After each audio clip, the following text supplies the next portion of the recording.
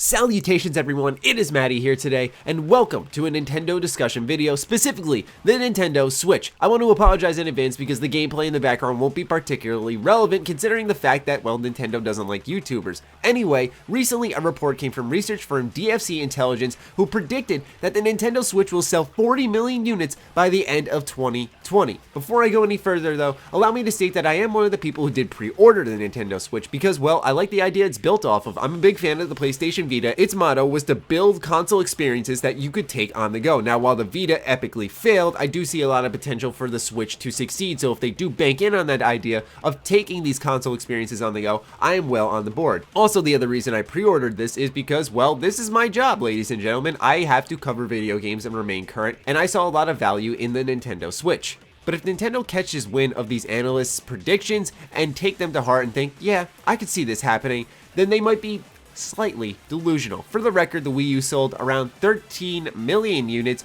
over its first 4 years, and now this company is coming out and saying that Nintendo Switch will massively outperform it. The reason I say it's slightly delusional for Nintendo to possibly believe this is because while doing some research about the PS4 versus the Xbox One, Sony closed in on 40 million consoles sold since its 2013 launch, and this was dated on April 28th of 2016. So yes, this is a bit of a dated story, but still, that's when the PS4 hit around the 40 million console selling mark. And mind you, this is a console that roared out of the gates because at the time, Microsoft slipped up, focused on the experience. TV and movies, TV. Xbox, watch TV. And really nothing about video games whatsoever, resulting in a management change which has put Microsoft and Xbox back on track. But still, to the point is that Sony has had the ball rolling for them since the start with this amazing beginning and just have a good reputation at this point where they just hit 40 million consoles. Take in comparison the Nintendo Switch's reveal, which was often referred to as cringy,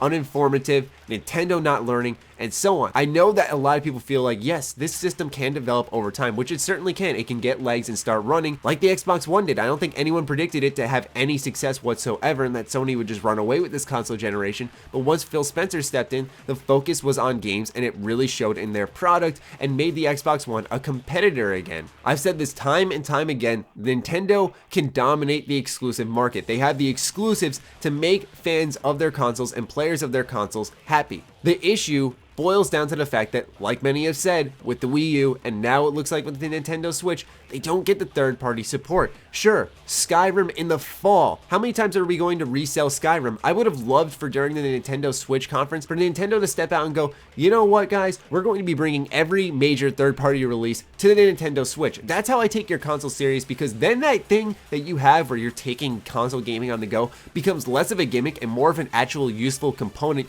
to sell the system. Right now you're just selling the idea of take things you love on the go, but I didn't really see many third-party games that I would be able to take on the go, such as, for example, a For Honor, amongst many other AAA third-party titles. And so what I'm saying is that Nintendo hasn't learned. They had a horrible misstep with its presentation, which in result led to Microsoft and Sony not getting out of bed and going, oh shit, we have to make change, we have to compete, but going, okay, we're safe, we're just gonna keep this thing rolling. Competition is good, and Nintendo didn't really incite that or show any ambition whatsoever and is clearly resting on the laurels of the Breath of the Wild, which understandably so, the game looks absolutely fantastic. But in order for this system to actually reach that point of 40 million sales, like a major console should, they really need to start, one, marketing the fuck out of it, and two, actually getting third-party support to make sure that that component of their system, which is taking console games on the go, is not just something they're saying for certain games, but all games. That's how people take your system seriously. Like I said, I pre-ordered the system. I like the idea. I love the idea actually because I love my Vita, so I love the idea of taking a console experience on the go. But with that all said, I don't see them matching that type of success like a Sony or a Microsoft